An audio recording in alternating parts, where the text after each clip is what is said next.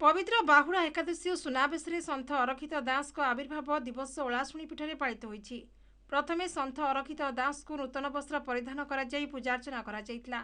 एहापरे एक सभा कार्य अनुष्ठित होइतिला। ओलाशुणी प्रचार प्रसार कमिटीर नवप्रतिष्ठाता तथा साधारण संपादक किशोर सामलଙ୍କ प्रत्यक्ष तत्वावधान में सन्थ अरखित दास महामंडल गीतार इंग्राजी अनुवादक तथा कलाकार जीवनानंद पंडा और श्रद्धालु अक्षय खटुआ, समाजसेवी रुद्रनारायण सिंह, प्रदीप्त महाराणा प्रमुख बहु श्रद्धालुओं उपस्थिति देखा मिलता।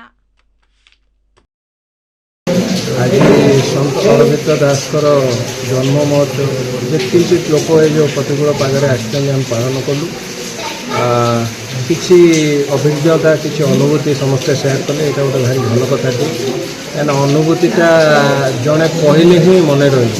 आम 2020 आगे आरंभ कर महापुरुष जन्मदिन आगुरी कभी हो ना तेणु महापुरुष गाँव में पालन हो दुबपंडी पालन हो राजपरिवार पालन हो महापुरुषर ये जन्मदिन महापुरुष समस्त महापुरुष।